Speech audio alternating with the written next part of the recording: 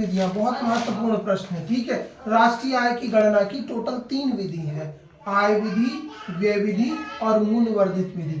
आय विधि का मतलब होता है जब समस्त उत्पादकों द्वारा जो भी वस्तुएं उत्पादित की जाती हैं उनके द्वारा जो उन्हें आय, मौद्रिक आय प्राप्त होती है, उन आयों का कुल योग कर दिया जाए देश के समस्त लोगों द्वारा, और एक वित्तीय वर्ष में, एक लेखांकन वर्ष में जितने भी देश में लोग रह रहे हैं वो जो भी उत्पादित कर रहे हैं उनके द्वारा उत्पादित समस्त वस्तुओं के द्वारा जो उन्हें आय प्राप्त हो रही है उनका योग क्या कहलाता है? राष्ट्रीय आय, है ना। और वो आय विधि द्वारा राष्ट्रीय आय की गणना है।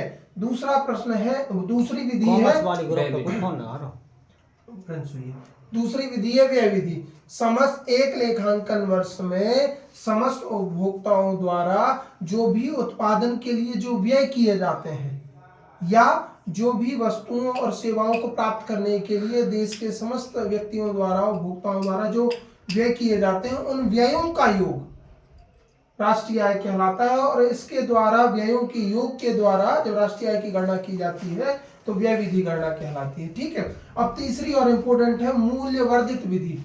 ठीक है, इसके बहुत सारे नाम हैं मूल्य वर्धित विधि के। एक तो है जैसे उत्पादन संगणना विधि, इन्वेंटरी रीति, उत्पादन रीति, मूल्य वर्धित रीति, बहुत सारे नाम है इसके।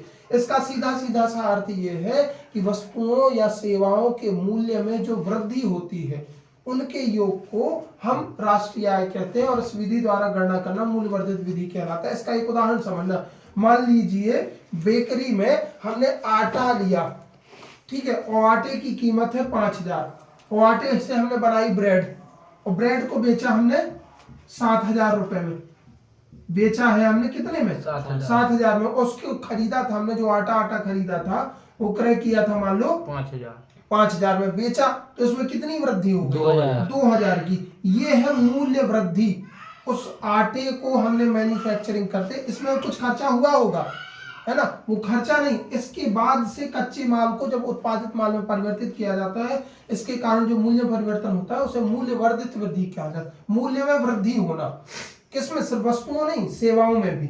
वस्तुओं और सेवाओं के मूल्य में जो वृद्धि होती है एक वित्तीय वर्ष में उसे मूल्य वर्धित विधि कहा जाता है। ठीक है, इनके कुछ फॉर्मूलेज भी हैं वो आप लोग लिख सकते हैं, जैसे कि वाई विधि का है y बराबर c प्लस आई, व्यय विधि का।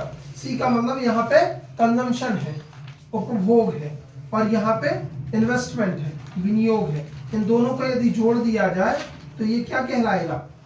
आय, राष्ट्रीय आय। ठीक है, इसी प्रकार से आय विधि में भी हम जोड़ सकते हैं क्या? वेतन, जो जो प्राप्त हो रहा है, वेतन मान लीजिए, लाभ प्राप्त हो रहा है, लाभांश प्राप्त हो रहा है, व्यक्तियों को सर, व्यक्तियों को, हाँ, देश के व्यक्तियों को, देश के व्यक्तियों को, है ना, किराया प्राप्त हो रहा है, ये सब जोड़ दिया जाए, ब्याज प्राप्त हो रहा है, कमीशन प्राप्त हो रहा है, ये सब जोड़ दिया जाता है तो आय विधि आती है। व्यय विधि का हमने आपको तरीका बता ही दिया, है ना। तो ये तरीके हैं राष्ट्रीय आय की गणना के।